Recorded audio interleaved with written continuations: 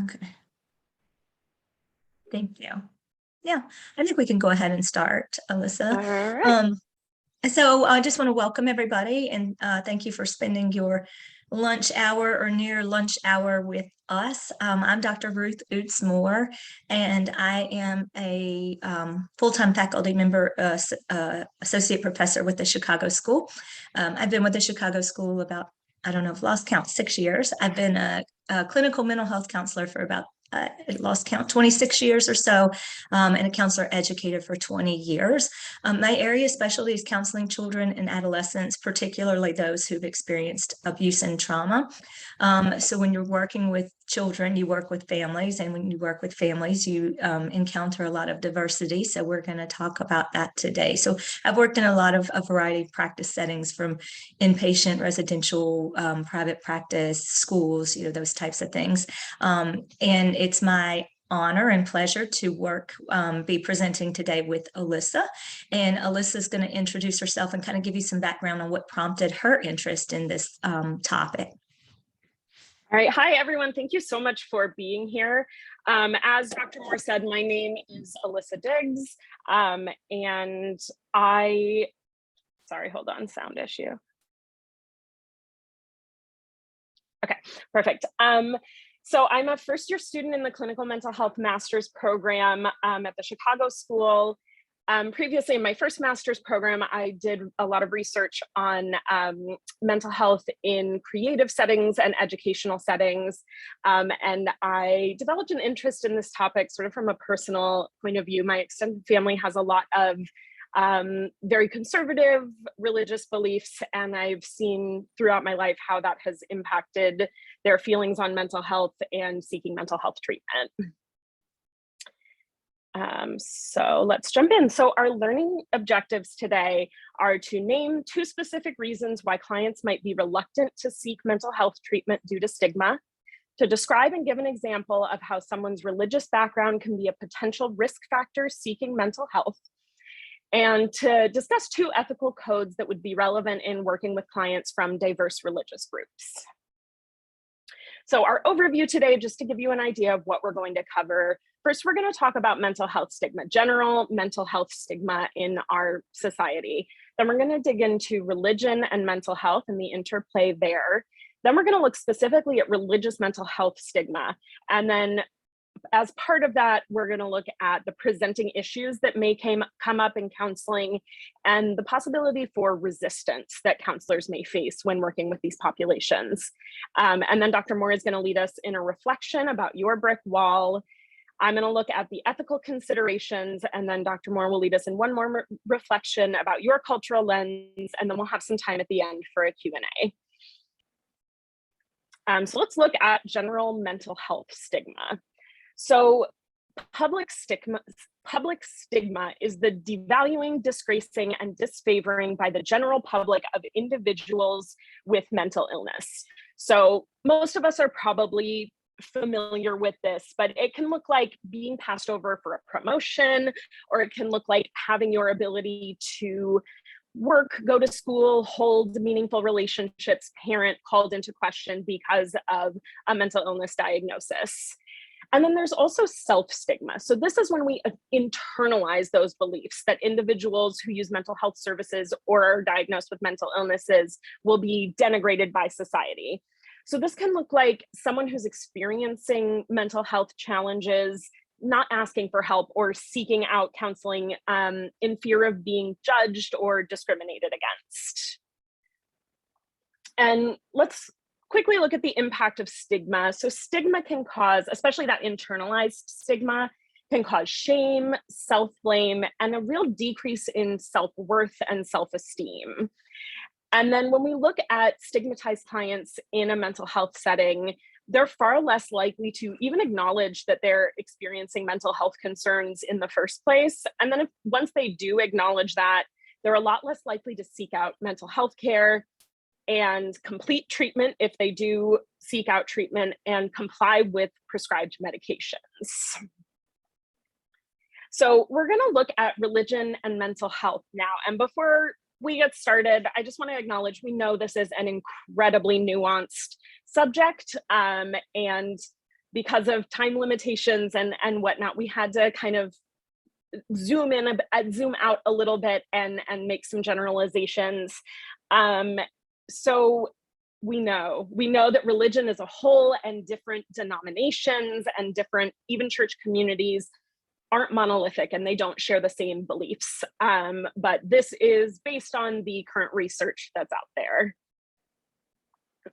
So let's first talk about the potential protective factors and the potential risk factors that can come with being part of a religious community. So when we're talking about protective factors, we're talking about characteristics that are associated with a lower likelihood of mental health challenges, and if someone is experiencing mental illness, a lower likelihood of negative outcomes, things like self-harm or even suicide.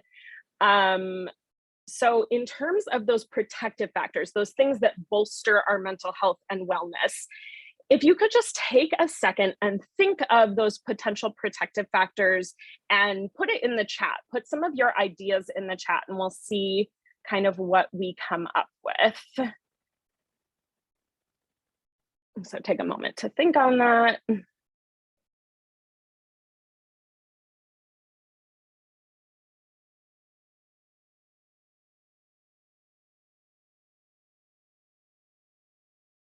Yes, Erica. I just had a quick question. Did you mean like Sure. potential protective factors, like in general, like across the board, or in regards to religion? Or... Yeah, so specifically belonging, thank you for asking that, specifically belonging to a religious community. What things, if you are a part of a practicing religion, what about that can protect you and help you bolster your mental wellness? Thank you for clarifying that. Social support, yes. That can be a huge one. Power of prayer, so connecting with your spirituality, definitely. And that can really be a form of self-care as well. Having a higher power and worshiping a higher power and kind of, you know, we see some of that in like everything happens for a reason, and sort of the ability to accept maybe more negative things, for sure. I'll give you one more minute to add anything you think of, and then we'll dig into what we found. Okay, yeah, forgiveness, that can be really fraught, but it can definitely be helpful. That sort of mind space of automatically going to a space of compassion and forgiveness rather than assuming negative intent. All right, any last thoughts? And then we can move on. Finding a purposeful life through spirituality. Yes, I think that's a really, really good point. And something I'm going to talk about in a minute is that spirituality and those beliefs can really help clarify our values, and our values guide the way we move through the world. Thank you so much for those of you who shared with us. That's wonderful. So we can just take a quick look at the protective factors that we've thought of and that we found in the research, which you have all mostly really touched on already. There's this sense of belonging, a sense of belonging and community support, and, you know, a social system that you can rely on to protect you and help you when you're struggling. And again, as we look at protective factors and risk factors, they are potential, right? So it varies based on the congregation or the community you belong to and beliefs and all that. And again, you guys kind of covered this. So like a sense of purpose and values, clarity of values, things that kind of can hone where we're going in life, and the strong sense of identity and self-concept. So now let's shift gears a little bit and think of risk factors. So when we're thinking about maybe those, especially those like fundamentalist or more conservative congregations, what about being part of an organized religion can put you at risk for mental health struggles or negative outcomes? Shame. Yes, shame is a big one. And we're going to dig into that quite a bit here. Rigid rules. Yeah, that's a really good point. I think rigidity is something that can really impact our mental health.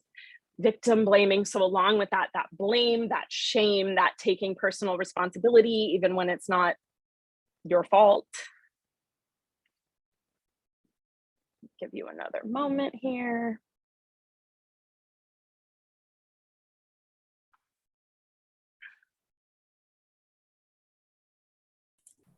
Judgment.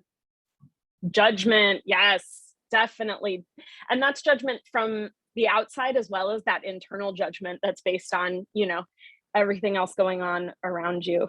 Fabulous. Okay, so let's look at the potential risk factors we came up with. So there's often a misattribution of mental health concerns. Instead of, you know, being brain chemistry or life situations or what have you, there's a lot of focus on personal sin, religious causes, demonic causes, those sorts of things. And for people who are struggling, there's this pressure to seek out potentially dangerous religious interventions rather than psychological treatment. And, you know, not all religious interventions are dangerous, but things like, you know, when you go to like even exorcisms or conversion therapy, those things that can be really damaging. And then there's also the threat of punishment, ostracism, or excommunication, which I'm going to talk more about in just a moment. Oh, I just saw that we had in the chat, sheltered children developing antisocial behaviors. That is a really wonderful point. Thank you for sharing that. Okay.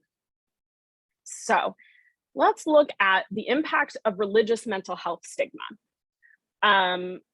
So did I get, I skipped one, okay. So let's define religious mental health stigma first. So Matheson defines religious mental health stigma as the public and self-stigma of mental illness and psychological help seeking in religious communities. So it's similar to that general mental health stigma, but it's taking place specifically in religious communities. And Matheson talks about breaking religious mental health stigma into 4 categories. And we're not going to dig too much into this because they are pretty complex, but just to kind of give you an overview, there's the religious public stigma of mental health, right? So, or of mental illness, sorry.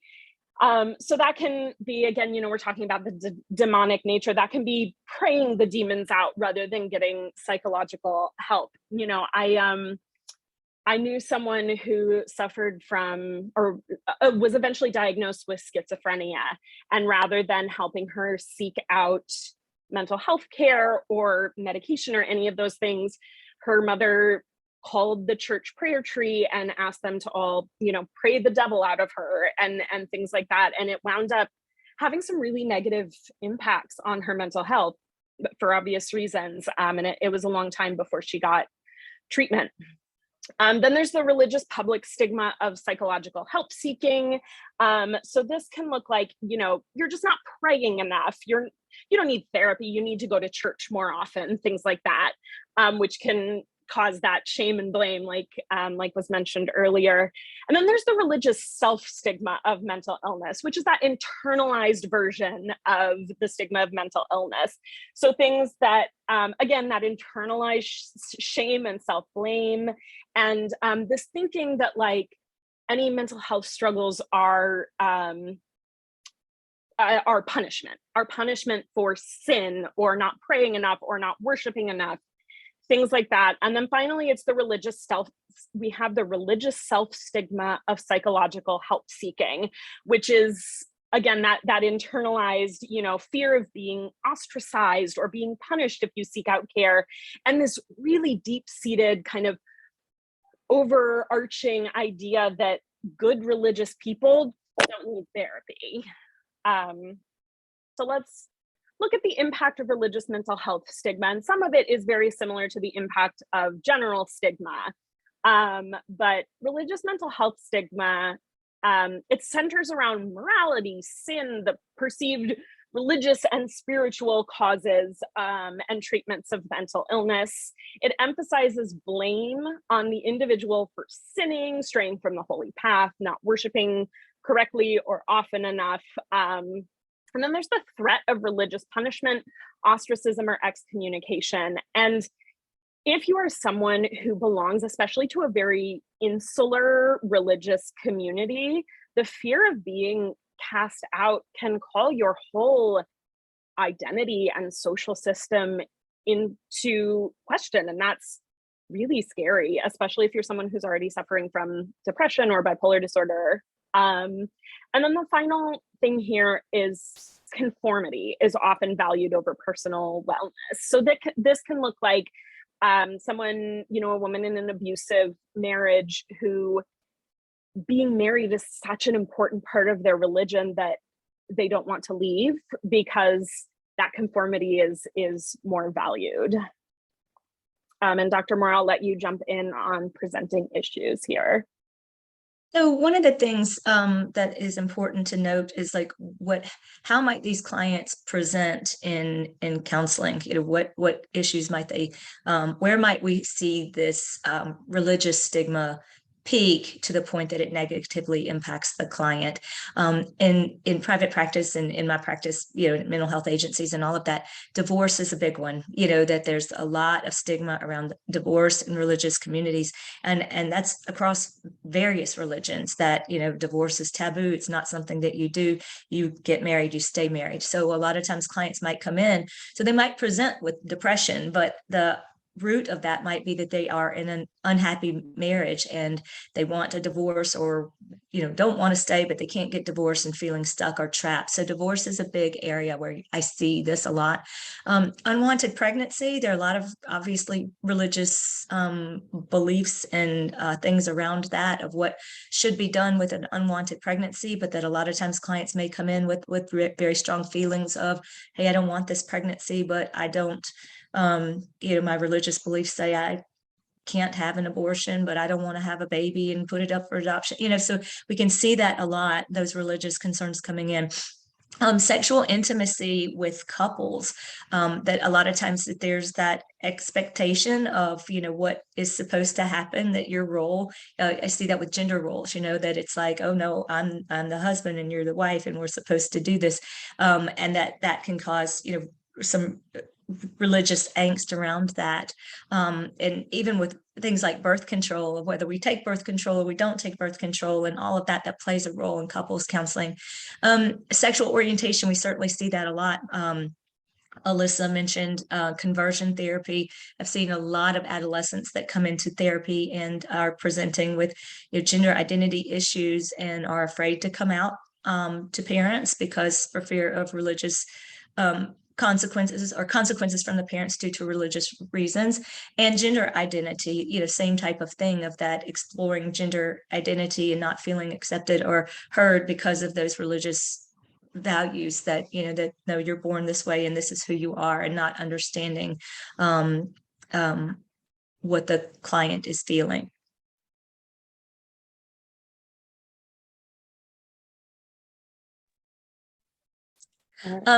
Is this mine or yours? It's yours. Okay, so when clients seek counseling services, there may be resistance in the session due to religious differences. So you have to think about that first of all, clients are may be hesitant to seek counseling because of their religious beliefs. You keep it in the family, or you keep it within the church. You don't step outside of these boundaries. But if they actually get to the point that you're seeing them, then they're there. But that doesn't mean that resistance isn't there. So first of all, it's like a double whammy. You've got that layer of resistance because of their religious beliefs. Should I even be here? I'm stepping out of what I think I should be doing based on my religious beliefs.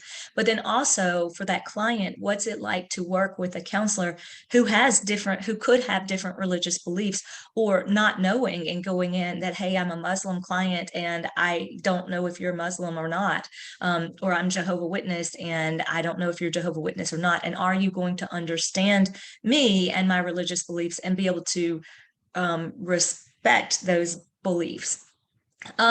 So there may be distrust based on the secular nature of psychology and counseling. The client may have a fear of being misunderstood, judged, or misdiagnosed. I had a client that was a member of the Church of Christ community, and he mentioned speaking in tongues. And he said he told the psychologist that he spoke in tongues, and the psychologist referred him to the psychiatrist for medication and felt that he had schizophrenia and that these were religious delusions. And as I worked with him and started getting to know more about that, and I'm like, help me understand tell me about what it's like to speak in tongues. Can you speak in tongues right now? And he described it as no, that this is when you're in that religious ceremony and that you feel consumed by the Holy Spirit, that that you speak in tongues and that it happens. And so what I realized with him was that he did not have schizophrenia, that was a misdiagnosis. He had a little some schizotypal personality disorder features, and so he was a little odd and eccentric, a loner, those types of things. But the psychologist, and we're going to talk about this in a moment, was really looking at him and how he presented through his own cultural lens. And for this client, it was very scary for him, because I took a risk, I shared, and this is what happened. I was given a diagnosis for my religious beliefs. And so we've got to be really careful about that.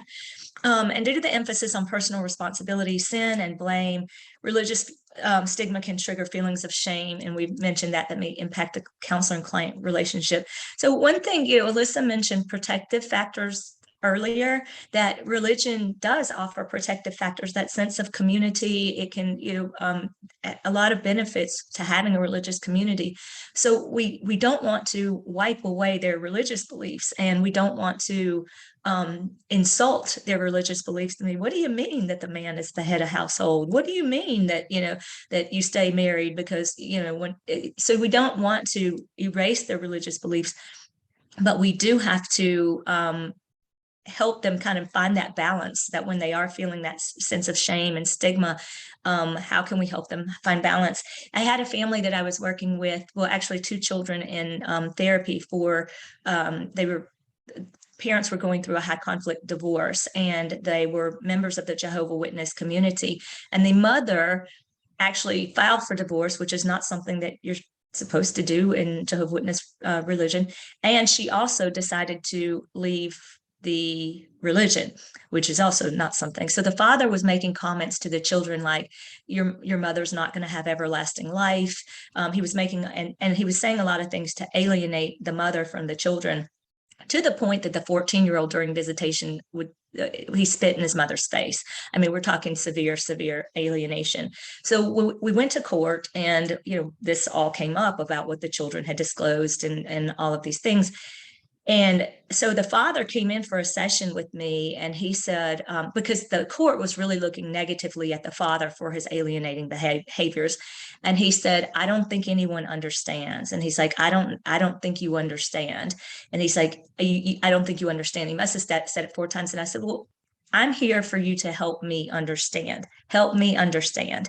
And he said, if I brought you some information about our religion, would you read it? And I said, absolutely, we can go through it together. And he was very appreciative. And I gained an understanding of where he was coming from with this, because his religious beliefs were so strong that he really was frantic that she's not going to have everlasting life, and the ostracism that they would experience as a family. Even though he didn't want the divorce, he didn't file for the divorce, the kids didn't want that to happen, but now they could still be ostracized by the church because of what's happened within the family. So it is important to be aware of that, and make sure that the client is heard in terms of understanding where their beliefs come from.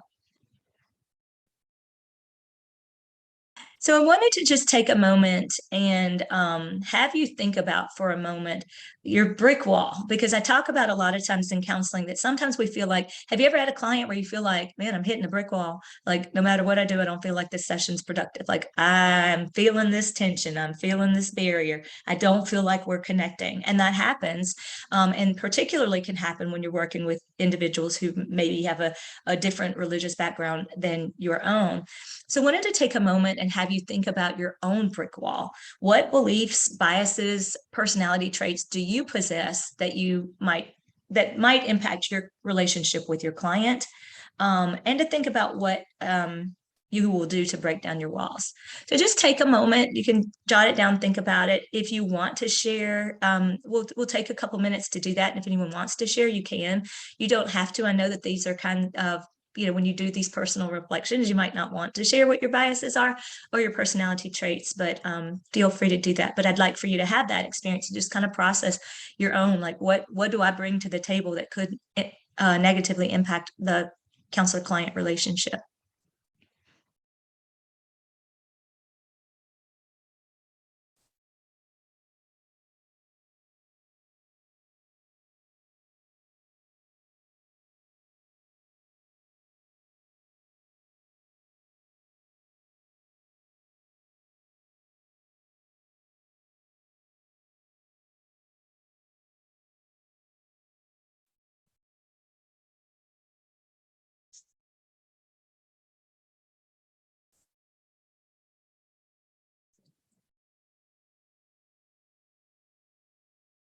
Okay.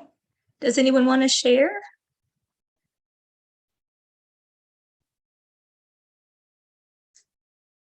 You can speak if you want to, or share in the chat.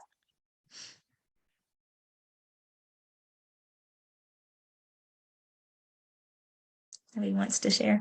When I'll share. Oh, go ahead. Go ahead, Mary. Yes. I had a client a few years ago, and I had him for a long, long time. But when he would come in, sometimes his political views were very extreme and much different than mine. And I didn't want to engage in my political views with him. And I didn't. However, he knew I wasn't on the same page with him. And I felt like he was trying to convert me to his way of thinking. And I found that extremely uncomfortable and at a loss with really how to deal with it. And eventually, and it was very stressful for me because he'd go on.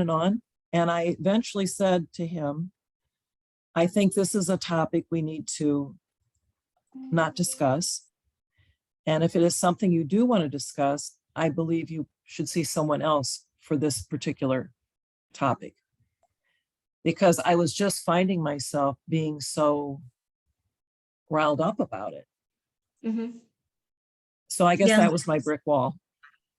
And I don't know how I would have broken that wall down. I mean, I was open to hearing what he had to say, but I wasn't open to him trying to convert me to his way of thinking.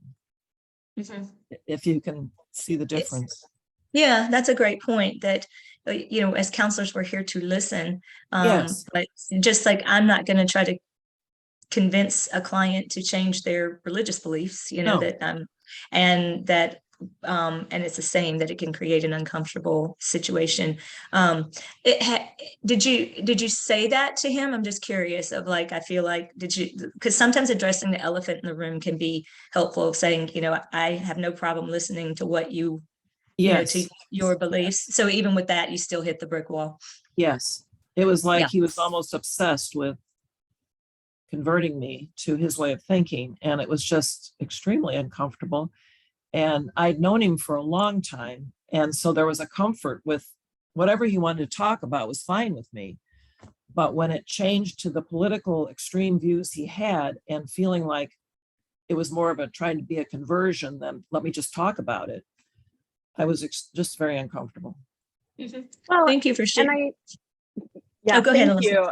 I think that brings up a really important point too, of like, there are certain religions where proselytizing is such a core value that converting as many people as possible is such a core value and is so important. So that does thank you, Mary, for bringing that up, because that really can cause that brick wall in a counseling relationship. Right.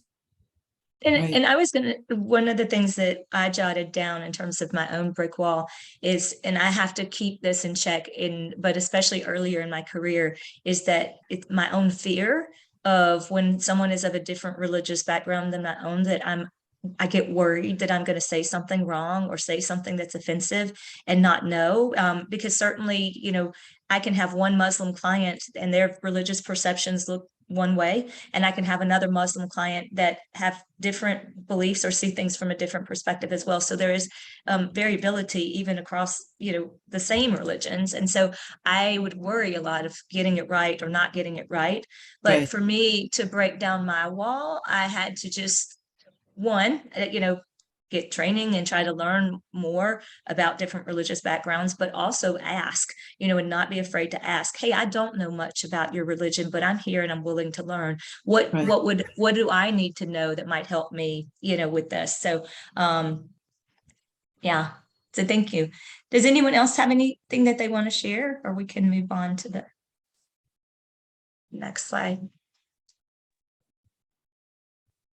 All right, let's move on. All right, so now we're going to move into those ethical considerations that we're going to face. And that does have a lot to do with our brick walls as well. So the first thing I want to share is a quote from Laverne Haynes Collins. She's a licensed clinical mental health counselor, and she specializes in race, faith, culture, and trauma. So this quote is, "Counselors are bound by our professional codes of ethics to respect the diversity of religious and spiritual positions held by clients. We are to regard those spiritual beliefs as elements of cultural diversity, requiring a commitment to cultural awareness and sensitivity in our counseling work." So there are obviously many ethical considerations, but the ones we focused on are A4B, which is personal values. So counselors are aware of and avoid imposing their own values, attitudes, beliefs, and behaviors. Counselors respect the diversity of clients and seek training in areas in which they're at risk of imposing their values onto clients, especially when the counselor's values are inconsistent with the client's goals or are discriminatory in nature.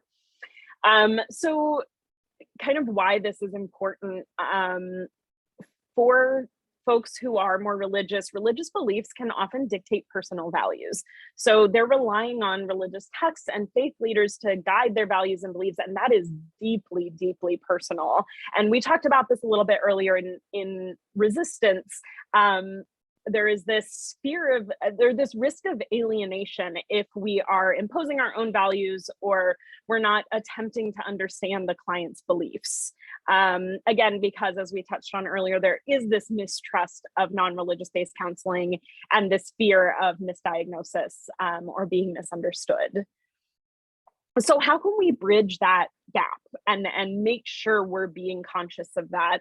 The first one, and Dr. Moore touched on this, is to approach with compassionate curiosity.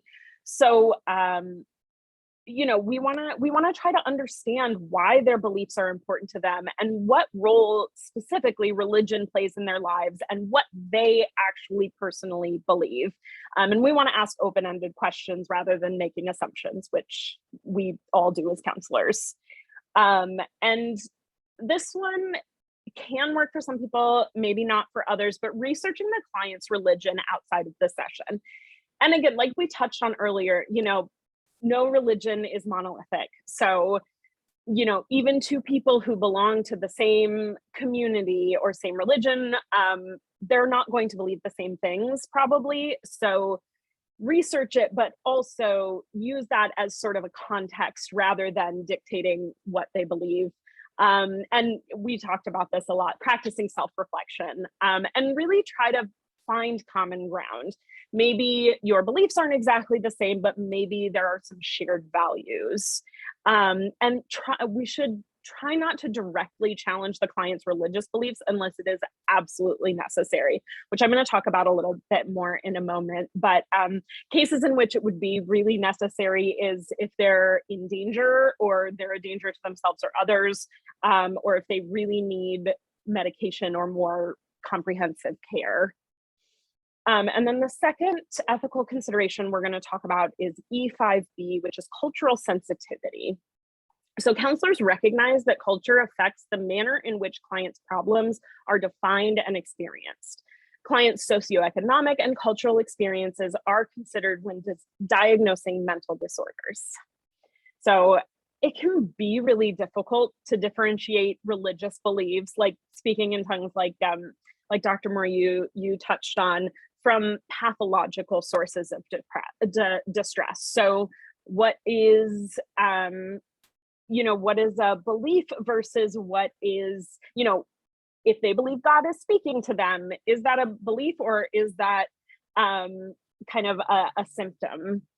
And then again, looking at that misattribution of psychological symptoms, it's common and we need to be kind of on the lookout for it. And then we have to be careful when we're diagnosing, because if a client disagrees with a diagnosis, they may discontinue treatment or not comply with our therapeutic interventions. So how can we demonstrate understanding? We have to be mindful and cautious when we're separating those symptoms from religious beliefs. We need to be mindful of the psychological misattribution and approach it carefully and compassionately and with an open mind. And then I spoke earlier about not directly challenging beliefs, but really addressing the presenting problems. If our client is experiencing things like shame or low self-esteem or feeling isolated, we can look at those issues. And then as we begin to know them better, understand them better, we can move towards things like working towards independent thought and clarifying their personal values.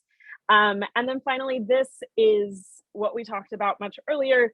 We should be looking for those potential protective factors, right? And it can be easy to focus on the stigma and the risk factors, but if we look at how can we invite their religious beliefs, invite their religious community to support them and help them cope. All right, and Dr. Moore, if you want to touch on the cultural lens. And I just wanted to add something to what Alyssa just said, is that, I like what you said about the religious community. How can we use that as a way to support the client? And that sometimes we have to realize that there's a lot of ignorance around mental illness. And so sometimes it doesn't mean that just because this client has felt shame from the religious group or, the risk of being ostracized or banished, that it might also be of helping the client advocate for their own treatment and maybe educate others about what they need in terms of their support. That, hey, I really like going to church on Sunday. I just don't want everyone to think I'm crazy because I take medication. Who can you have in your religious circle that might be able to be a support to you and still have those protective factors that work and help you gain strength. So, it's important to think about that just because they are experiencing stigma, or if there is fear of stigma in the religious community, doesn't mean that we have to wipe them out completely. It might mean, how do we figure out how to make this piece of the puzzle work in the big picture? So I wanted you to kind of think about right now, if you got a pair of sunglasses handy or want to go grab them, if you don't have to, but I want you to think about your favorite pair of sunglasses. So what do you like about them?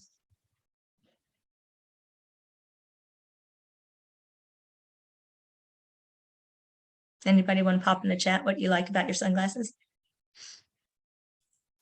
When I wear them, I get a lot of compliments on them versus some other glasses I would wear. And I like the way they look. Okay, like the way they look. Comfort. Someone said in the chat. Lightweight. That's a good one.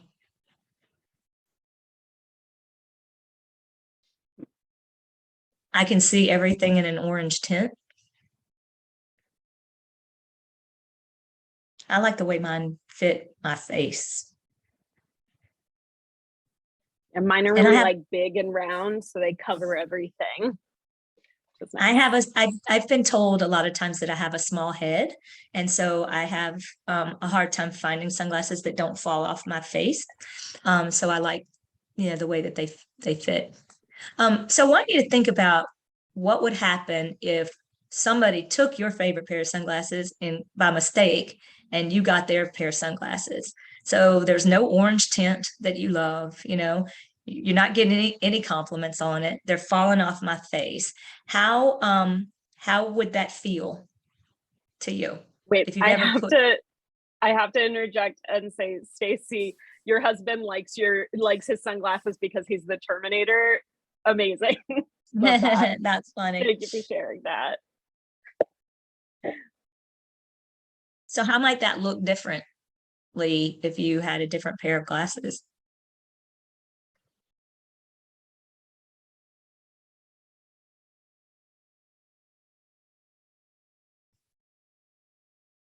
Be weird, awkward, uncomfortable.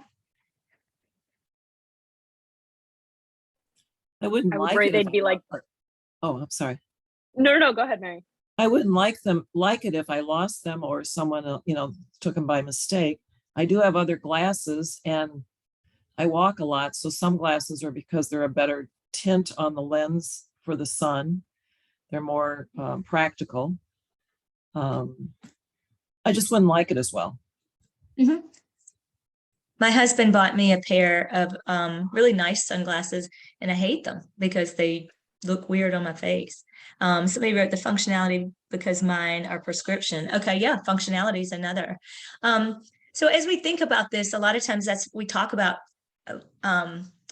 multicultural competence and being culturally sensitive. And, that sounds beautiful, those are great words, but what does that actually mean? And, we talk about making sure you understand the client's worldview and understand through the cultural lens. But what does that mean exactly? And so I think about a pair of sunglasses that you can get really comfortable in how they look and how they fit and the tint of them and all of those things. So it can be really, those glasses are comfortable. And then all of a sudden, if you switch it up, or if you've ever gone to Walgreens and just tried on sunglasses, it's like, ooh, these are weird. Ooh, these are too dark. These are too green. These are too this. But that's what we're talking about when we're working with clients with, different religious backgrounds, that we can get really, really, really comfortable with our own pair of sunglasses, with our own cultural lens. And then it can be uncomfortable, it can be awkward, it can be scary to step out of our own comfort zone and to really put ourselves and be fully present with our clients when there is that difference there.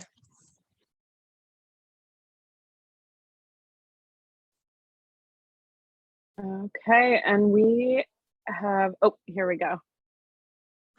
So how do you think your relationship might be impacted with the client if you only wore one pair of glasses, if you only wore your comfortable sunglasses?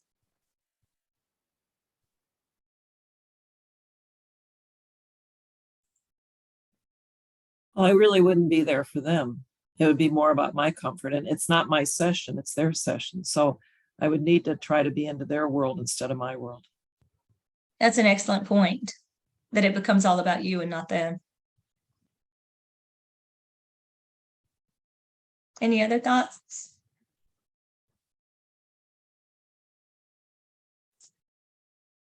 Alyssa, you talked earlier about just that alienation.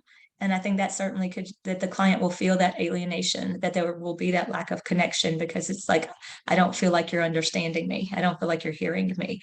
And like the father that I mentioned that was Jehovah's Witness, that it was very important. He needed somebody to hear him. And once I did that, we then could begin to look at how he could manage his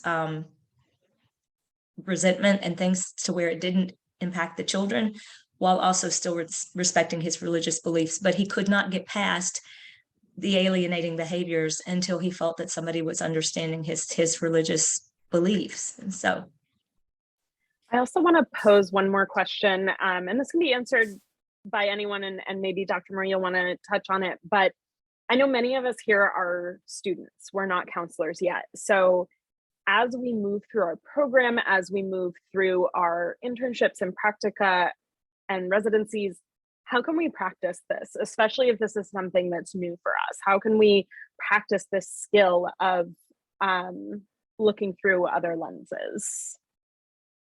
I also want to add, somebody mentioned in the chat, Stacy, uneventful with only wearing one pair of glasses. That's an excellent point, that there probably would not be any therapeutic gains whatsoever if you only wore the one pair of glasses. You know, I just had a thought. If you've gone to Europe or to a foreign country, you go with curiosity and you go to embrace their culture and their food and their customs, and you sort of leave your customs at home. And I think this is almost what it would be like with dealing with people with different religious beliefs or political beliefs or whatever, that I have to have a curiosity about wanting to know more about your world than my world. So to think of it in terms of going to Europe or some foreign country, what would your attitude be if you were to do that, and maybe apply that to working with the clients? Excellent point.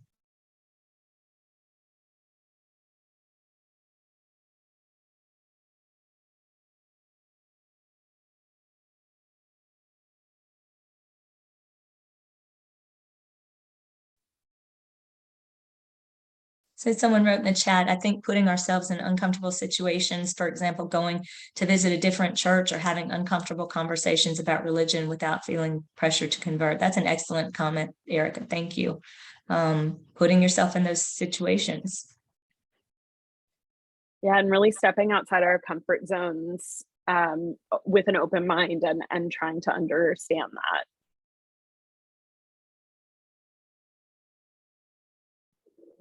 Okay, any last reflections on cultural lenses before we move on to the question and answer section?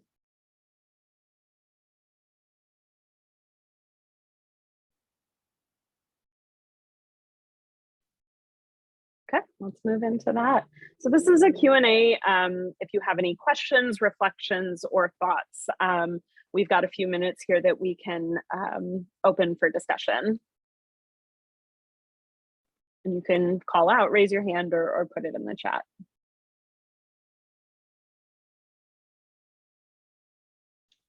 I do have a question. So, you know, in some like religions, usually people are like following like a priest, a pastor, somebody is the leader. I'm wondering if anyone has had the experience of like collaborating with like these individuals, the leaders in the community, in the church or in the religion, to give more information. So it's not just focused on the attendees, but also the person that they're following and they like have this high respect for, that might be giving incorrect information. I'm wondering if anybody's had that, like collaborating with these individuals. I have with, you know, I mentioned the father that was Jehovah's Witness, and I actually had several clients over the years that were member of Kingdom Hall, and so it really prompted my interest in knowing more, since I was seeing a lot, and there was in the area where I was practicing, there was a big community, and then when I moved here, there was the Jehovah's Witness a lot of times will go door to door and they present information. So I started inviting them in, and I just sat down and let them, they would read the Watchtower to me, and I made it clear that my interest was not to convert, but that I just really wanted to listen and understand. So I think that's a great idea, of thinking about like just what are your beliefs, from somebody that's a higher up, and just understanding that. I think that's a great idea. I worked with a colleague of mine when we were both teachers, and she has since gone to seminary at a seminary that's very close by. And so she's very open-minded and supportive and open. And so from a student perspective, I'm a grad student, she's a grad student, and just kind of going to that school, and I went to their seminary prom, and like getting the chance to interact with these folks who will be future leaders, right? And having these open conversations, and if there's room for psychoeducation, that's great, and I can share, but there's also a give and take so that both sides can learn more. Yeah, I think those collaborations are like really valuable, but it's like learning, okay, how do you start those? Like you just like stop by, like who has done it, how does it look? Because yeah, it can be uncomfortable, especially if it's outside your religion. Even within your religion, it's still like, probably, uncomfortable. I haven't done it, so that's why I was wondering if anyone has had that. So thank you. I think the challenge with that, or the anxiety around that too, can be around, okay, if I reach out because I just want education so that I can understand in the work that I do in this field, is this going to be, let me try Yeah. to convert you, that there's that. So I would That's hope their that job, community, kind of. what? Oh, Yeah, that's kind of, their job, so I'm sure that comes with it. yeah. I would think And making that clear on the front end, though, just really with communication around this is what, I mean, it's the same when I was interacting with the ladies that would come from Kingdom Hall, that I thought I made it clear, but the more I invited them in, the more, that they kind of, but I just had to keep setting that boundary. Yeah. And then I have no problems with that religion or any religion. It just was, I have my beliefs and they have their beliefs, but it was very helpful, like I said, with the work that I do with clients and really understanding their perspective. Right. Yeah. And Stacy, I see your Yes. question, and we are going to get back to it in just one moment. I just wanted to, Darlene said in the chat that they had a client at one time who was questioning her religion and religious beliefs. And in that situation, they had the client reach out herself to religious leaders, and, helping our clients develop that self-advocacy and helping them to bridge the gap can also be really important. And Stacy, I just wanted to, I want to get back to your question. What techniques would you suggest if you're not able to go to another country for immersion purposes? I think it doesn't have to be huge. It doesn't have to be, you can go on a much smaller scale, right? So if you're in a community that has different religions, different churches or synagogues or what have you, I live in New York City, so there's a million different places of worship, and even just going for a service or contacting a religious leader and asking if it's okay if you go to a service or attend a class. And really, it doesn't have to be giant. It can be on a smaller scale, just to understand person to person their beliefs. And also, journal articles are, that there are a lot of multicultural based, journal articles, and American Counseling Association. There's the European branch of American Counseling Association. So, conferences like that where there's a lot of diversity might be helpful as well. Of just really looking at those types of things. But if I might add, when I used Europe as an example, I was talking about being curious. And it's about being curious with the client when the client's right in front of you.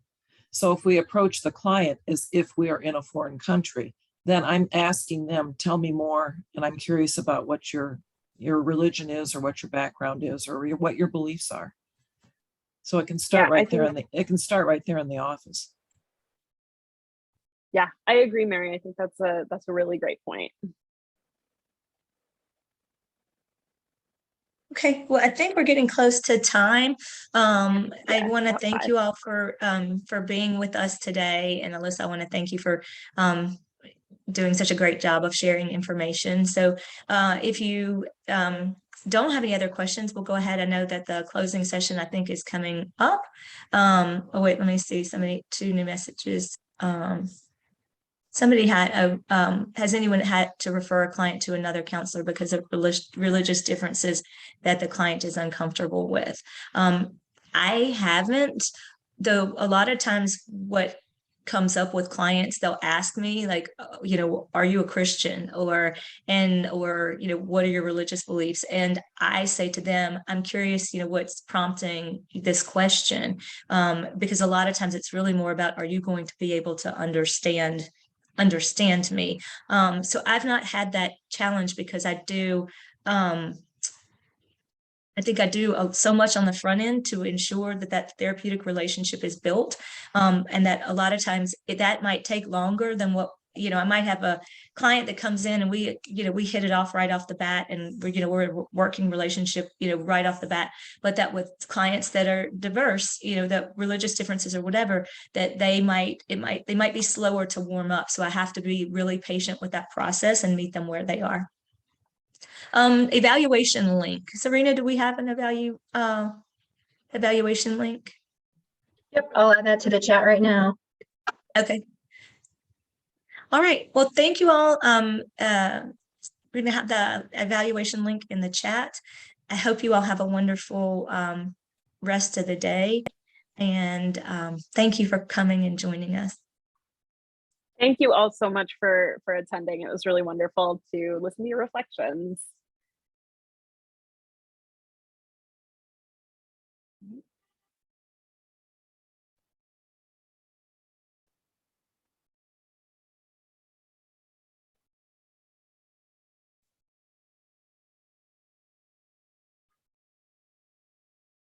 Oh, great. And that survey link is in the chat now. We can give you another moment to make sure you have that.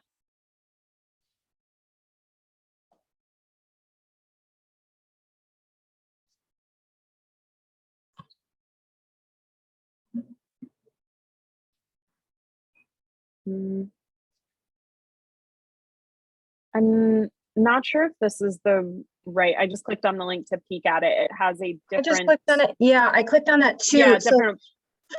I think the best course of action for this one, because this was the link that was in Colleen's email. So if you are a person who's looking for that, I would just connect with Colleen directly, because this was the one that was in here, but that's not right at all. Okay. Sorry, everybody. Thank you, Serena. You're welcome. Yeah, Colleen, she's not in here anymore. I don't see her in that group, but I think that's probably the best way to get the correct one. Thank you both.